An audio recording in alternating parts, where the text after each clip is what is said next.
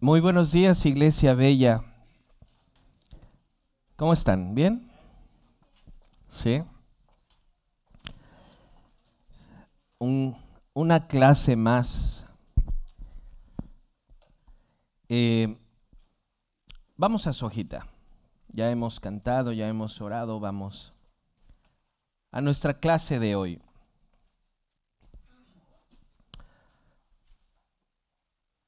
Y dice el primer párrafo: en nuestro estudio anterior estuvimos viendo una enseñanza del pastor Prieto, ¿se acuerdan?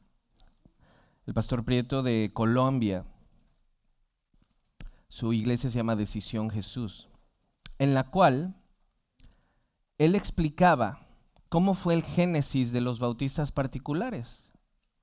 En pocas palabras, el pastor nos enseñó que los bautistas provienen del movimiento puritano semiseparatista de la iglesia anglicana. Espero eso ya lo tengamos claro.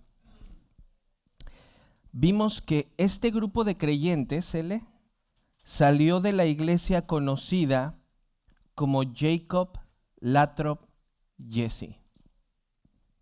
Una iglesia con distintivos congregacionalistas. Ya hablaré más qué es eso más adelante.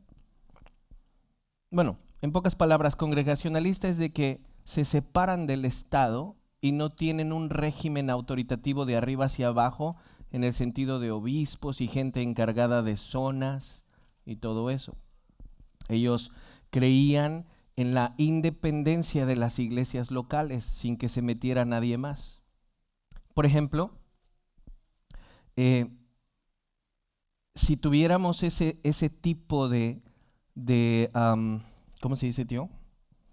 Ese tipo de eclesiología, alguien más podría venir y nombrar un pastor y lo traerían. Por ejemplo, el jefe de zona de la asamblea podría traer a alguien más, como un tipo concilio.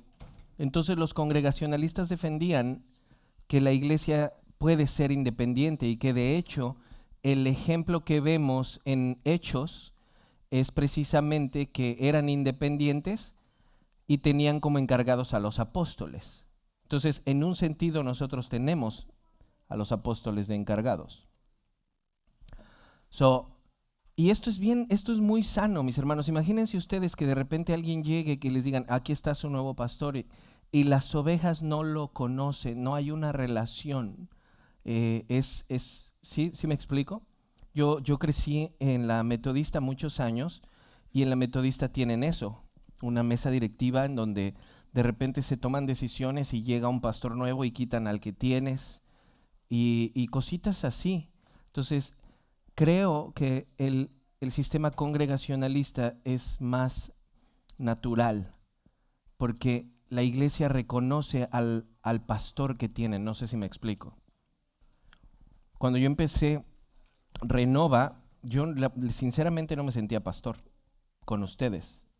No sentía, porque íbamos empezando. Conforme han pasado los años, creo que esa comunión, esa relación nos ha llevado ya a tener un poco más ese vínculo pastor-iglesia, pero ha tomado tiempo. Sí, y hemos aprendido, hemos crecido en conocimiento. Entonces, a eso nos referimos cuando decimos congregacionalistas, en general, ¿sale? Entonces, esta iglesia, Jacob Lathrop Jesse, se separa de la iglesia anglicana y dice, vamos a ser independientes. Independientes en el sentido de que no va a haber alguien por encima de nosotros que nos diga, oh, este es ahora tu obispo, o este, o este. De igual manera, el pastor Prieto nos enseñó que en el tiempo del pastor Jesse, es decir, allá en el 16, hubo un grupo de hermanos que llegaron a convicciones credo bautistas, es decir, que el bautismo se le tiene que dar al que confiesa la fe, y no solo que confiesa la fe, sino por inmersión. Por lo tanto, en común acuerdo con la iglesia de Jesse, se separaron para poder llevar a cabo un ministerio puritano, reformado y bautista. ¿Ok? Una vez que hemos visto un panorama de la historia de los bautistas particulares, un panorama. Ahora comenzaremos a estudiar uno de los temas, ojo a cómo lo voy a decir, uno de los temas más interesantes de la teología reformada. El decreto de Dios. El decreto de Dios. Vean lo que les pongo entre paréntesis. Debo aclarar que de ahora en adelante estaremos estudiando doctrina reformada pura. Es decir, ya podemos decir que somos protestantes por las 5 solas y eso nos une con otras tradiciones cristianas, nos une con los luteranos, nos une con los anabaptistas, nos une con los anglicanos. Las 5 solas, declarar que es por la fe, por Cristo, por gracia, todo eso, ¿no? Pero ahora sí, mis hermanos, de ahora en adelante lo que voy a empezar a enseñar es doctrina reformada pura. Es decir, ya en la tradición, Berito, reformada, puritana, ¿sí? Entonces, esto ya nos da un distintivo de los demás. Nos unen las 5 solas, pero ahora la doctrina reformada, teología reformada, nos divide en unos sentidos. ¿Sale? Entonces, si alguien te pregunta, ¿eres reformado? Tú puedes decir sí, en el sentido de la reforma protestante, en general. Pero también soy reformado, en especial o particular, en mi doctrina. Entonces, leo. Ya hemos estudiado las 5 solas, que son un reflejo general del protestantismo. Hemos estudiado un panorama de la historia de los movimientos por reforma. También vimos el movimiento puritano, semiseparatista y bautista. De ahora en adelante lo que estudiaremos es doctrina o teología puramente reformada calvinista. ¿Sale? Luis Berkhof comenta acerca de la teología reformada. La teología reformada insiste en la soberanía de Dios, en virtud de la cual Él ha determinado soberanamente desde la eternidad, ojo, todo lo que tiene que acontecer y ejecuta su soberana voluntad en toda su creación, tanto la natural como la espiritual, de acuerdo con su plan predeterminado. ¿Sí vieron eso? ¿Qué sería entonces uno de los distintivos de la teología reformada, calvinista? La soberanía del Señor. Y que Él, por esa soberanía, Berito, ha determinado todo lo que en la historia se va a desarrollar. Este es un gran distintivo de la teología reformada. Ahora, el tema que vamos a comenzar entonces, como les decía, es el decreto de Dios. Y si lo quieres llamar de una forma que sea un poco más entendible, digerible para algunos hermanos, puedes decir el plan eterno de Dios. El plan eterno de Dios. Pero históricamente se conoce en todos los ámbitos teológicos como el decreto de Dios. Pero tú puedes, para que sea más digerible, para que un hermano si te pregunta, puedes decir, este es el plan eterno de Dios. ¿Sale? ¿Qué es el decreto de Dios? Quiero que si traen su confesión la saquen, aunque lo puse ahí. Ahora saben un poco de la historia de la confesión de fe, que es simplemente la expresión de lo que entendemos que las Escrituras enseñan. Saquen su confesión de fe en la página 18,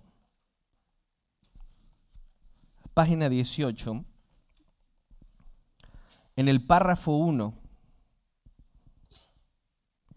¿Qué es el decreto de Dios? La segunda confesión de Londres de 1689 dice, Dios, ¿qué es el decreto de Dios? Dios, desde toda la eternidad, ¿desde cuándo? toda la eternidad. Dios, desde toda la eternidad, por el sapientísimo y santísimo consejo de su, Jorge Hughes, de su voluntad, ha decretado en sí mismo, libre e inalterablemente, todas las cosas, todo lo que llega a suceder, pero de tal manera que por ello Dios ni es el autor del pecado, ni tiene comunión con nadie en el mismo, ni se hace violencia a la voluntad de la criatura, ni se quita la libertad o contingencia de las causas secundarias. Lo vamos a desarrollar mejor con todo el tema. ¿Qué es eso de contingencia, causas? Espérenme. Antes bien son establecidas, en lo cual se manifiesta su sabiduría en disponer todas las cosas, y se manifiesta su poder y fidelidad en el cumplimiento de su decreto. ¿Qué es el decreto de Dios? O, si quieres tenerlo más digerible, el plan eterno de Dios. Que todo lo que acontece en la historia, y cuando digo todo, es todo, proviene de su plan eterno. Este, mis hermanos, es uno de los más grandes distintivos de la teología reformada. Que Dios no está reaccionando a las circunstancias y viendo a futuro a ver qué va a pasar para entonces Él poder tomar decisiones correctas. ¿Sí? ¿Qué es el decreto? Bueno, ya vieron qué dice la confesión, pero no solo la confesión, quiero darle otras 2 o 3 definiciones de diferentes documentos y teólogos reformados. El Catecismo Menor de Westminster dice: el decreto de Dios es su propósito eterno, según el consejo de su propia voluntad, en virtud del cual ha preordenado para su gloria todo lo que sucede. Herman Bavinck dice: el consejo de Dios, cuando dice consejo se refiere a su decreto o su plan. Y quiero que entendamos esto: el consejo de Dios no es de que Dios el Padre está haciéndolo solo, sino en unidad con el Hijo y el Espíritu. ¿Sí? ¿Me explico? Vean lo que dice una vez más. Herman Bavinck dice: el consejo de Dios, o el plan eterno de Dios, o el decreto de Dios, es su pensamiento determinado y su decreto firme, relativo a todas las cosas. Y también dice Bavinck después, en plural: todos los decretos de Dios se nos hacen visibles en el progreso de la historia. O sea que todo lo que ocurre en la historia, de todo lo que ocurre en la historia, nosotros vamos viendo que lo que pasa es parte del decreto de Dios. Nosotros no lo sabemos. Nosotros no sabemos cuál es su plan eterno para cada uno de nosotros y para cada una de las cosas. Él sí. Entonces, cuando nosotros nos damos cuenta de su plan, conforme va pasando. Jamás me imaginé que yo terminaría en Estados Unidos. Ahora que estoy aquí y con ustedes, sé que era su plan eterno para mí. Es su decreto. Él no estuvo reaccionando. A ver qué Jorge va a decidir. Y en base a lo que yo decido, él dice, ahí va. Entonces sí es por ahí. No, no es así. Y esto es un tema que nos va a tomar por lo menos hoy y dentro de 8 días y probablemente un tercero para explicar todas estas cosas. Entonces denme tiempo si de repente dicen, todas las cosas, todas, ¿sí? Denme tiempo. Dice Bavinck una vez más: todos los decretos de Dios se nos hacen visibles en el progreso de la historia. Wayne Grudem comenta: los decretos de Dios son los planes eternos de Dios, por los cuales antes de la creación del mundo, Él determinó hacer que tuviera lugar todo lo que sucede. Ese es Dios. William Perkins comenta: su decreto determina lo que se hará. Ojo, por favor, esta es una frase importantísima. Pues no hay nada más alto que su voluntad. ¿Sí, hermanos? No hay nada más alto que su voluntad. Como podemos observar, el decreto o decretos de Dios, ojo, déjenme hacer una aclaración aquí que yo dije, no los quiero meter en tanto rollo, pero solo para que lo sepan, ¿no? Dios no es como que está pensando todos los planes y empieza a hacer decreto 1, 2, 3, sino que en Él es una unidad, porque Él es perfecto. Pero nosotros sí lo vemos en decretos, porque humanamente tenemos que verlo así. Pero en Él es una unidad en perfección. Él vive en un eterno presente. Él no anda, ¿qué pasó ayer? ¿Sí? Él es Dios. Entonces, simplemente porque si alguna vez escuchan a algún reformado te dirá el decreto o los decretos, y se refiere el decreto en que es todo y decretos específicos, te pueden decir. Pero simplemente para que lo tengan en mente. Ojo otra vez.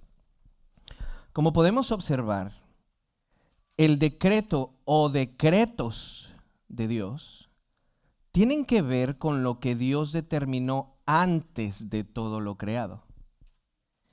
Y es de ese decreto o decretos que proviene todo lo que ocurrirá en la historia, tanto en el ámbito espiritual como en el ámbito natural.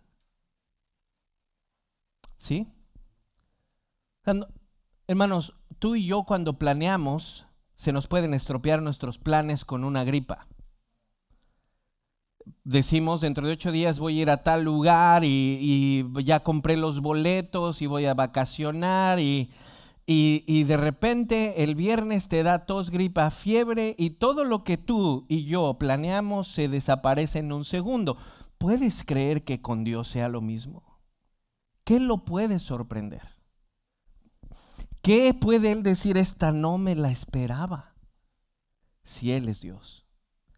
Y esto, mis hermanos, que estamos empezando hoy, es una de las defensas que hacemos los que estamos en la tradición reformada. Defender ese atributo perfecto de Dios. Ojo a lo que sigo diciendo. Esta doctrina del decreto de Dios ha sido causa de grandes debates. Muchos creyentes han rechazado y rechazan su contenido. No lo pueden creer. ¿Cómo es posible? O sea, ¿me estás diciendo todo? ¿Dios, todo? No, sí, mucho. Es que muchos rechazan la soberanía de Dios. No sé qué les da, hermanos, cuando yo lo veo demasiado bueno y tranquilo, saber que depende de Él todo. ¿Sí? Eso me da mucha paz, pero a otros en el ámbito cristiano no lo aceptan. ¿Cómo? ¿Cómo me puedes decir que Dios ha decretado todo? ¿Y que mi voluntad? ¿Y que mi libertad? ¿Y que mis decisiones? En primer lugar, no existiría si Él no te trajo. Él escogió tus padres, Él escogió tu nación, Él escogió tus hermanos, Él escogió que nacieras en la mejor ciudad del mundo, Pachuca Hidalgo, que hoy le gana al Real Madrid. Hoy viene la sorpresa, Pachuca. Él, hermanos, nada es fortuito, nada es fortuito, nada es al azar. En Dios nada es. Si tú y yo planeamos para llevar a cabo algo, tú y yo que tenemos su imagen, y a ti y a mí que sí se nos estropean, ¿se dice? Los planes. Hermanos, ¿cómo a Dios algo se le va a salir de las manos? ¿Cómo el azar, cómo alguna cosa mía lo puede desviar sus santos propósitos? Les pido paciencia para que entendamos el decreto, la voluntad de Dios, la voluntad preceptiva, la concurrencia, las primeras y segundas causas. Todo lo voy a tratar de enseñar, pero necesito que comencemos por esto. ¿Habrá algo que a Dios le cause, lo agarre por sorpresa? Si sin Él nada de lo que existe pudo haber venido a existencia. De no existir a existir fue su voluntad que llevó la creación. Él no estaba un día triste con el Hijo y el Espíritu y dijo: ¿qué hacemos? Tengo necesidad de que alguien me adore. Él es perfecto, completo, santo, amado por los siglos de los siglos. Alguien le dijo a un pastor: ¿en dónde vivía Dios antes de que creara? ¿Él vive en el cielo? No, el cielo vive en Él. Él vive en sí mismo. No hay nada, no hay una materia al lado de Él. Sale de nuestra mente. Pero gracias a Dios que nos ha revelado algunas cosas a nosotros. Entonces, muchos rechazan esto porque se preguntan: ¿y qué del mal? ¿Y qué de las cosas? Ya llegaremos a eso. Entonces, una vez más, esta doctrina del decreto de Dios ha sido causa de grandes debates. Muchos creyentes han rechazado su contenido, y es que, esto es importante, a la luz de la teología que se enseña hoy en día en la mayoría de las congregaciones, escuchar que Dios predeterminó todo lo que sucederá les suena un poco raro. Ojo a esto, la teología, la razón del por qué nos suena raro es porque hemos sido inyectados con una teología de abajo, olvidando la teología de arriba. ¿Qué es eso? Aquí no estoy dando la cita exacta, solo lo que recuerdo de mis clases. Mi profesor Héctor Bustamante dice, si no lo digo exactamente como él lo dijo, es porque lo tomé del cajoncito de aquí atrás y lo puse.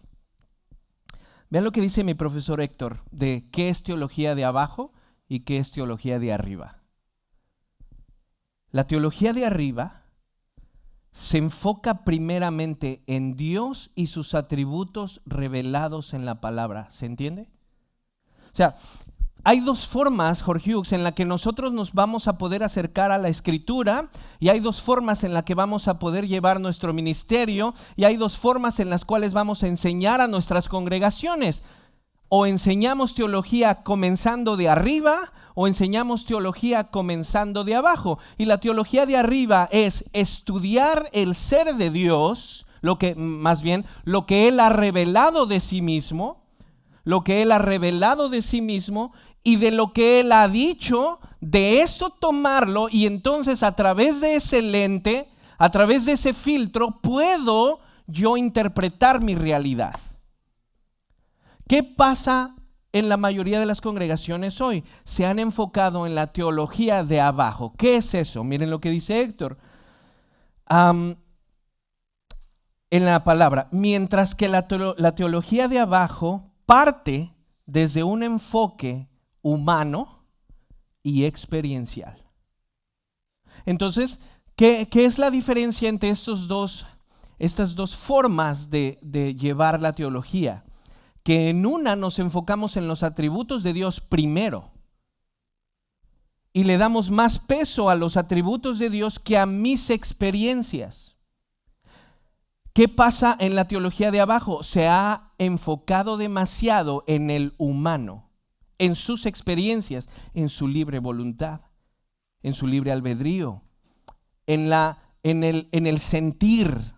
Hoy me siento bien, mañana me siento mal. Pero si empiezas de una teología de arriba, independientemente de tu experiencia circunstancial y particular, sabes que Dios tiene el control.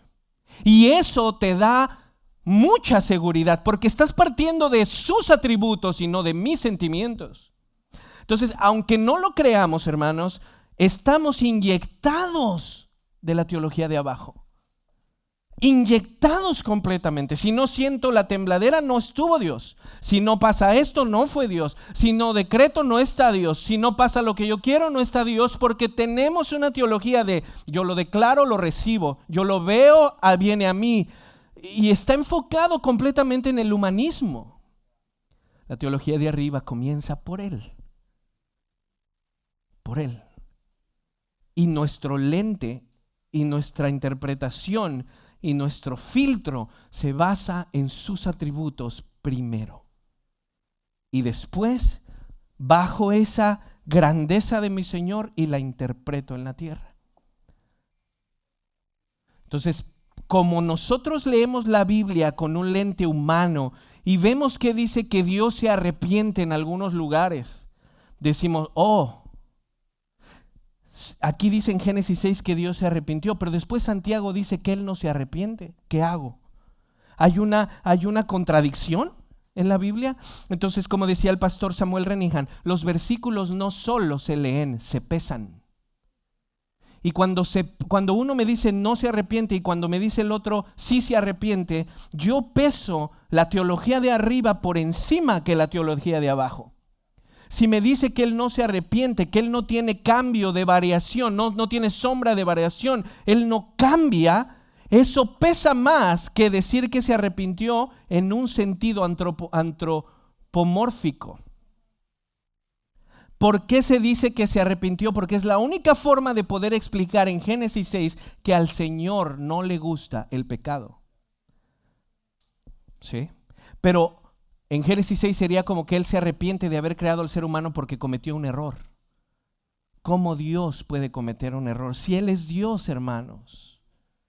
Si Él tiene que ir arreglando las situaciones de la historia conforme va pasando el tiempo, déjame te digo, no es Dios.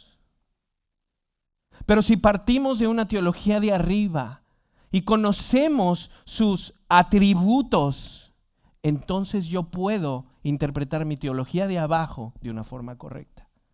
¿Por qué la gente no cree en el decreto? Porque en muchas de las ocasiones no han tenido una buena instrucción acerca de quién es Dios. Y primeramente Dios, terminando la serie de la familia, nos vamos a meter a los atributos de Dios. Primero Dios, la serie se llamará Yo soy el que soy. Y veremos sus atributos comunicables, sus atributos incomunicables, la Trinidad.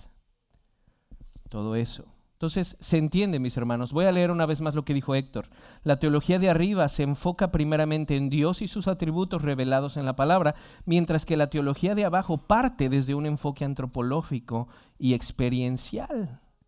Ahora, no decimos que no se deba de tener un enfoque antropológico y experiencial, pero con el filtro de los atributos del Señor primero. Cuando enseñamos o hablamos del decreto de Dios, debemos partir desde una correcta visión de quién es Dios, ¿sí? De esa manera podremos ver que el decreto de Dios es completamente congruente con el Dios de las Escrituras. ¿Se explica qué es el decreto?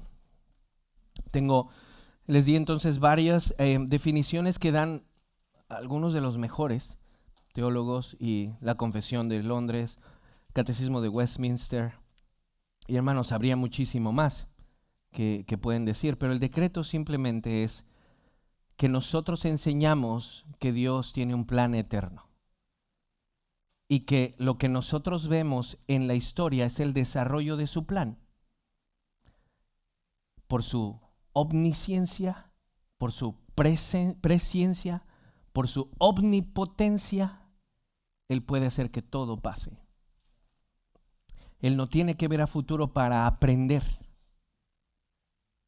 porque no hay futuro que no provenga de Él. No sé si me explico con lo que dije.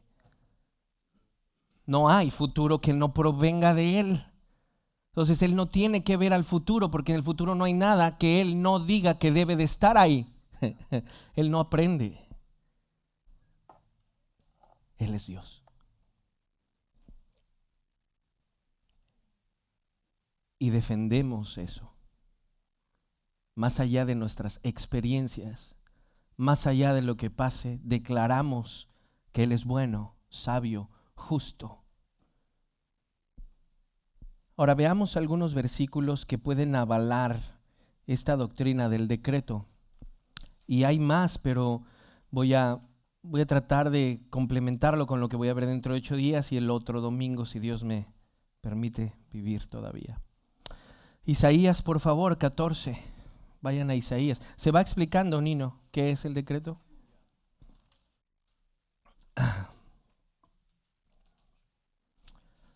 Isaías 14:27 dice: si el Señor de los ejércitos lo ha determinado, ¿quién puede frustrarlo? ¿Sí? O sea, hermanos, porfa. Si el Señor ha determinado algo, ¿quién va a decir no? Sigue después Isaías: ¿quién puede frustrarlo? Y en cuanto a su mano extendida, ¿quién podrá apartarla? Y esto lo aplicamos, hermanos, a sus atributos, a su voluntad. Teología de arriba.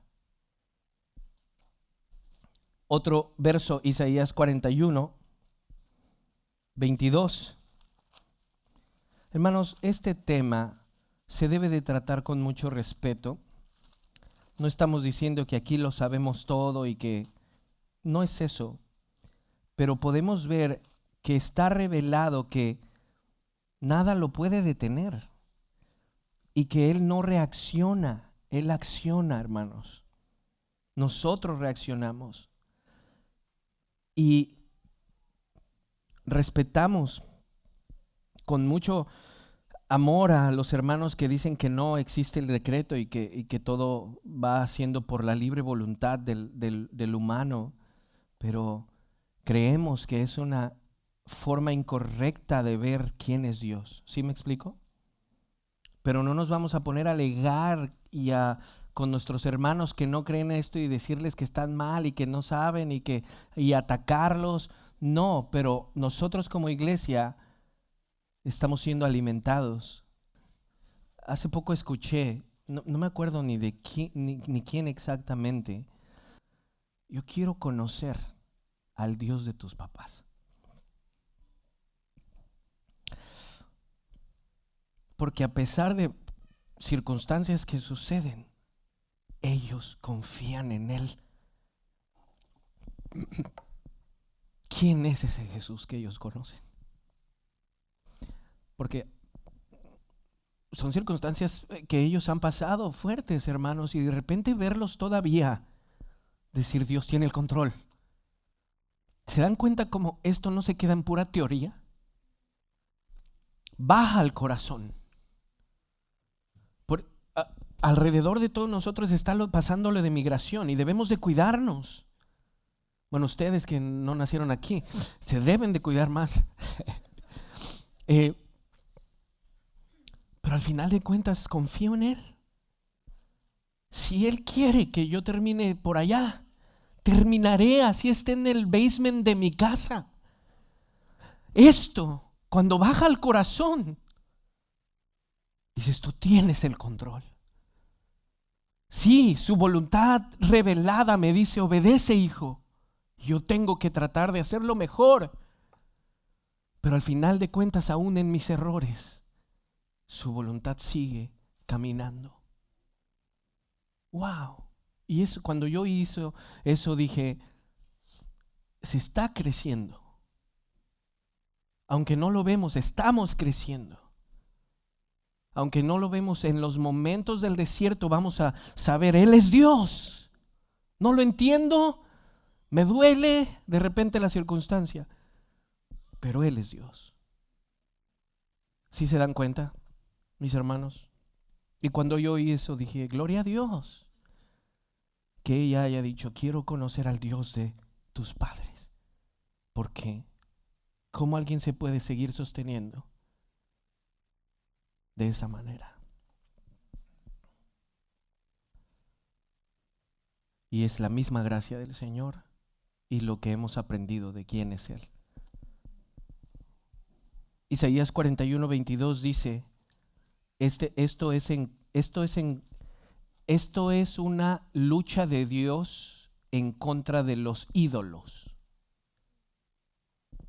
Isaías declara esto como si fuera el Señor en contra de los ídolos. Vean lo que dice: que expongan y nos declaren lo que ha de suceder. ¿Quiénes? Los ídolos. Vean cómo Dios los reta. Que expongan y nos declaren lo que ha de suceder en cuanto a los hechos anteriores, declaren lo que fueron, para que los consideremos y sepamos su resultado. O bien, anúncienos lo que ha de venir, declaren lo que ha de suceder en el futuro, para que sepamos que ustedes son dioses. Sí, hagan algo bueno o malo, para que nos desalentemos y temamos a una. Miren, ustedes no son nada y su obra es vana. Abominación es el que los escoge. ¿Por qué razón Dios reta a los otros dioses o a los ídolos? Ellos no pueden decir lo que viene, porque lo que viene, viene de Él. Cuando los profetas declaraban las profecías, no era porque Dios ya había visto el futuro, era porque Dios había determinado el futuro. Job 23, está atrasito. Job 23. Job 23, 13. ¿Qué estamos hablando? Los decretos de Dios, su voluntad eterna. Miren lo que dice Job. Pero Él es el único. Él es único, perdón. Pero Él es único.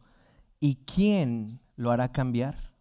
Lo que desea su alma, eso hace.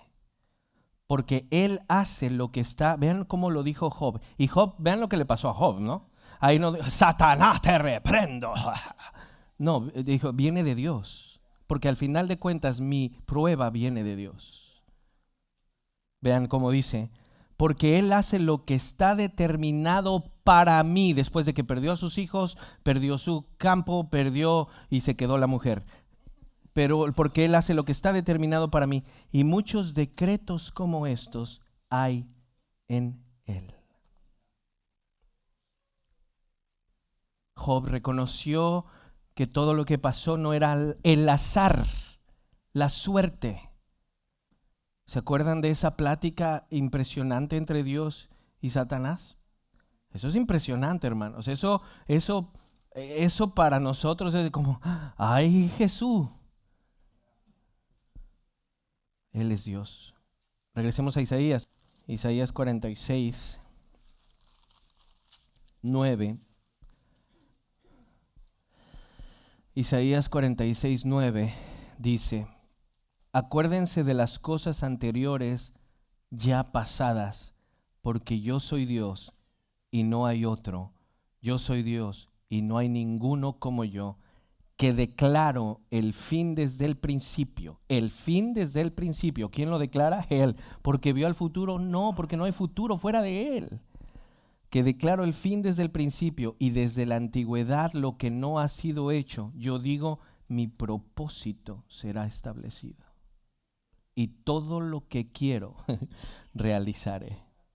Entonces se dan cuenta que si tomamos la teología de arriba, nos ayuda a confiar en un Dios inmutable independientemente de mis circunstancias.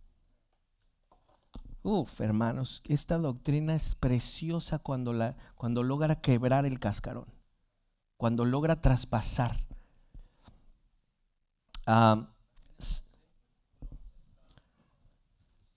Yo llamo del oriente un ave de rapiña y de tierra lejana al hombre de mi propósito. En verdad he hablado y ciertamente haré que suceda. Lo he planeado y así lo haré. Entonces, hermanos, o sea, en los cuervos, Elías tiene hambre, espérame. Cuervos y...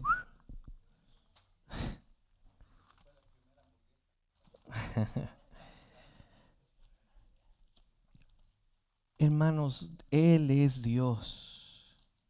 Él es Dios. Y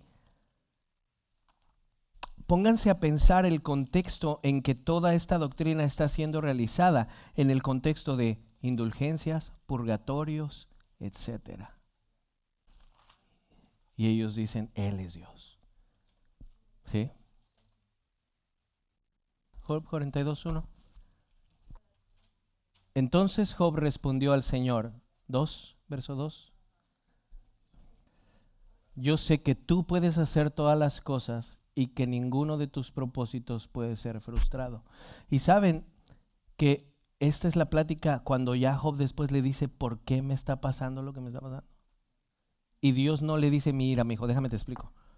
Le contesta, ¿quién eres tú para preguntarme por qué estás pasando lo que estás pasando? O sea, una cosa es exigirle así, ¿por qué yo? No me lo merezco. Injusticia. Señor, no lo entiendo, pero ayúdame a entender. Es una gran diferencia. Y Job empezó a decir, maldito el día en que nací. Entonces Dios le dice, ¿dónde estabas tú cuando yo ponía los cimientos de la tierra y los hijos de Dios cantaban? ¿Dónde estabas tú? Es lo mismo que Pablo dice en Romanos cuando empiezan a decir, ¿y cómo Dios escoge desde antes de la fundación del mundo? Y Pablo contesta, ¿quién eres tú para altercar con Dios y decirle lo que debe o no debe de hacer con su creación? Él es Dios. Salmos 33:9.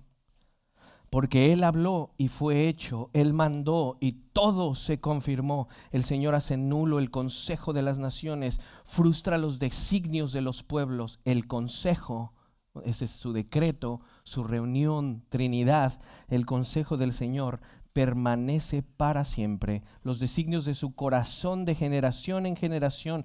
Bienaventurada la nación cuyo Dios es el Señor, el pueblo que Él, no que ellos escogieron como su herencia. Él escogió. Me apuro, Salmo 103:19. El Señor ha establecido su trono en los cielos y su reino domina sobre todo. Salmo 135:5.